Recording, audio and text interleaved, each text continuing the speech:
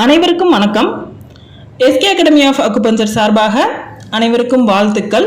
நம்ம இன்னைக்கு வாழ்க்கையை நிர்வகிக்கும் திறன்கள் இந்த புத்தகத்தில் உள்ள 8 பிரிவுகளை பற்றி பார்க்க போகிறோம். என்னென்ன பிரிவுகள் இருக்குது அப்படின்னு பார்த்தோம்னா ரொம்ப ஈஸியாக ஞாபகம் வச்சுக்கிற மாதிரி சொல்கிறேன். முதல்ல வாழ்க்கையை நிர்வகிக்கும் திறன்களில் நம்மை பற்றி தெரிந்து கொள்வது பிரிவு 1ல், சுயதிறன்கள் பகுதி 1, பிரிவு 2ல் சுயதிறன்கள் பகுதி 2 இருக்குது. ஸோ மொத்தத்தில் ஃபஸ்ட்டு நம்மளுடைய திறன்களை பற்றி தெரிஞ்சுக்கிறது. பிரிவு 3ல் சமுதாய திறன்கள். இந்த சமுதாய திறன்கள் என்னென்ன தேவை, அடுத்து அதில் தலைமை பண்பு இருக்கா, தலைமை திறன்கள் என்னென்ன, அது பிரிவு 4. பிரிவு 5ல் வாழ்க்கையை நிர்வகிக்கும் திறன்கள், அதுதான் புத்தகத்தினுடைய தலைப்பு. அதில் பகுதி 1, பகுதி 2. அப்போ பிரிவு 5, 6 முடிஞ்சிருச்சு.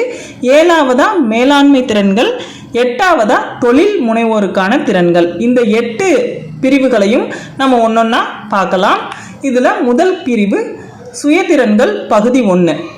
இந்த சுயதிறன்களில் முதல்ல நீங்கள் உங்களையே ஒரு கண்ணாடியில் பார்க்குறதா இமேஜின் பண்ணிக்கோங்க, கற்பனை செய்துக்கோங்க. அப்போ உங்களுக்கு என்னென்ன நேர்மறை சிந்தனைகள் இருக்குது, என்னென்ன எதிர்மறை சிந்தனைகள் இருக்குது அப்படிங்கிறத தெரிஞ்சுக்கோங்க.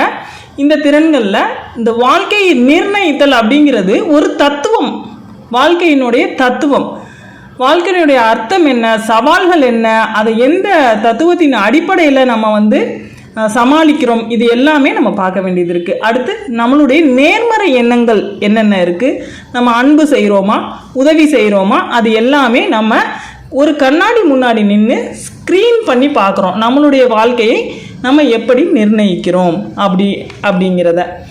அடுத்து நம்ம சோர்ந்து போகிறோமா, இல்லை ஏதாவது ஒரு பிரச்சனையை பார்த்து சோர்ந்து போகிறோமா, இல்லை பிரச்சனைகளை எதிர்கொள்கிறோமா, இல்லை நம்மளுடைய திறமைகளை வெளிக்கொண்டு வர்றதுக்கு நமக்கு நாமே உதவி செய்கிறோமா, இது எல்லாமே நம்ம ஒரு கண்ணாடி முன்னாடி நின்று நம்மளையே ஸ்க்ரீன் பண்ணி பார்க்க வேண்டியது இருக்குது.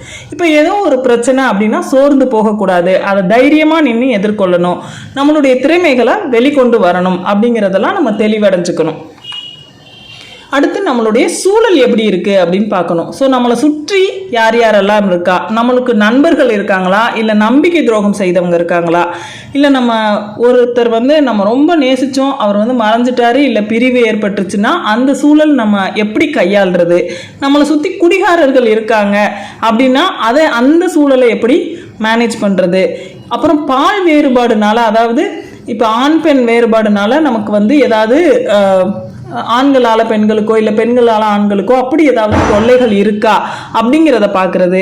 அப்புறம் என்னென்ன வழிமுறைகள் இருக்கோ அதை எதிர்கொள்கிறது. இது எல்லாமே நம்ம பார்க்க வேண்டியது இருக்குது. அடுத்ததாக ஒரு பிரச்சனையுமே நம்ம என்ன பண்ணணும் அப்படின்னா முதல்ல உணரணும், நம்ம என்ன சூழலில் இருக்கோம், அது பாதுகாப்பானதா, அப்புறம் அந்த சூழலை சமாளிக்கிறதுக்கான திறன் இருக்கணும், அப்புறம் அந்த சூழலோட பொருந்தி போகணும். இது 3மே ரொம்ப முக்கியமான ஒன்று. உணர்தல், சமாளித்தல், பொருந்தி போதல். அப்புறம் அதை புரியணும், ஏற்றுக்கொள்ளணும், அதுக்கு தீர்வை நோக்கி அதை செயல்படுத்தணும். அதுதான் முக்கியமான விஷயம். அடுத்து நேர்மறை எண்ணங்கள் என்னென்ன அப்படின்னு ஒரு லிஸ்ட்டு போடுங்க. அப்புறம் எதிர்மறை எண்ணங்கள் என்னென்ன அப்படிங்கிறத ஒரு லிஸ்ட்டு போடுங்க. இது ரெண்டையும் கம்பேர் பண்ணி உங்களை பற்றின உண்மையை நீங்கள் முதல்ல ஆராய்ந்து உணரணும். அடுத்து வாழ்வியல் தாக்கம். ஸோ நம்மளுடைய வாழ்வியல் தாக்கத்துக்கு 2 காரணிகள் சொல்லலாம். ஒன்று புறக்காரணிகள், இன்னொன்று அகக்காரணிகள். புறக்காரணிகள் நமக்கு தெரியும், நம்மளை சுற்றி இருக்க சூழல் தான் புறக்காரணிகள்.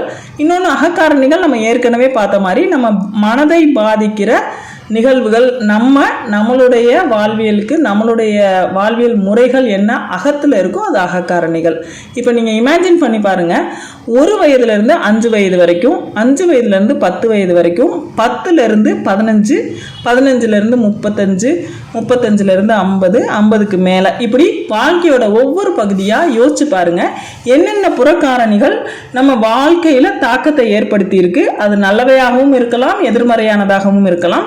அதே மாதிரி என்னென்ன அகக்காரணிகள், நம்ம எதையோ ஒன்று நினச்சிட்டு கவலைப்பட்டுட்டு நிறைய வேலை செய்யாமல் விட்டுருப்போம். ஸோ அந்த மாதிரி என்னென்ன அகக்காரணிகள் நம்மளுடைய வாழ்வியலில் தாக்கத்தை ஏற்படுத்தி இருக்கு, இது ரெண்டையுமே அனலைஸ் பண்ணுங்க.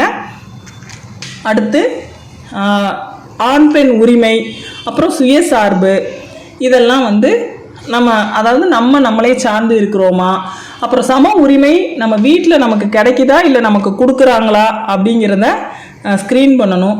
அப்புறம் நம்ம எல்லாருக்குமே வாழ்க்கையில் முக்கியமான ஒருத்தவங்க யாராக இருப்பாங்கன்னா அம்மாவாக இருப்பாங்க, இல்லைன்னா அப்பாவாக இருப்பாங்க.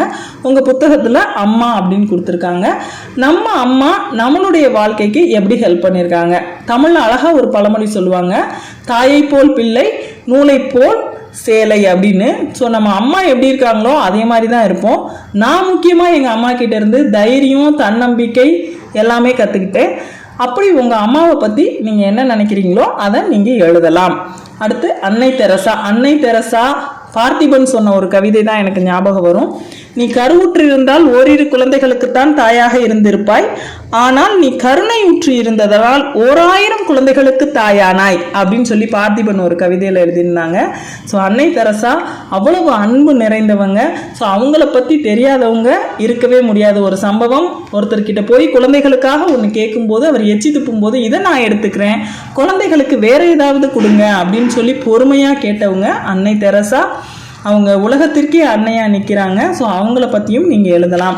அப்புறம் டைம் மேனேஜ்மெண்ட். இப்போ ஒரு இடத்துக்கு போகிறோன்னா நம்ம கரெக்ட் டயத்துக்கு போகிறோமா அப்படிங்கிறது ரொம்ப ரொம்ப முக்கியம். ஒரு நிமிஷத்தால் மிஸ் ஆன நிறைய வாய்ப்புகள் நமக்கு தெரிஞ்சிருக்கும். அப்புறம் சோகம் என்பது நம்மளுடைய பலவீனம். அப்புறம் நம்மளுடைய வேலை, என்னென்ன வேலை நம்மளால் செய்ய முடியுமோ அது எல்லாத்தையுமே நம்மளே செய்யணும். முடியாத பட்சத்தில் தான் அடுத்தவங்க வேலையாட்கள் கிட்ட நம்ம சொல்லணும். அப்போ நம்ம வேலையை நம்ம செய்கிறது, அப்போ தான் அந்த வேலை சிறப்பானதாக இருக்கும் அப்படிங்கிறதுல ஒரு கான்ஃபிடென்ட் வைங்க. சுயதிறன்கள் பகுதி 1 இதோட நிறைவடையுது. அடுத்த பகுதியில் சந்திக்கலாம். அதே மாதிரி எஸ்கே அகாடமி ஆஃப் அக்குபஞ்சரில் 1 வருட டிப்ளமோ வகுப்பு சேர்க்கை நடைபெற்றுருக்கு. யாராவது சேரணுன்னாலும் ரெஃபர் பண்ணுங்கள். இந்த வீடியோ உங்களுக்கு பிடிச்சிருந்தா லைக் பண்ணுங்கள், ஷேர் பண்ணுங்கள். உங்களுக்கு தெரிஞ்ச ஸ்டூடெண்ட்ஸ்க்கெல்லாம் உபயோகமானதாக இருக்கும். நன்றி.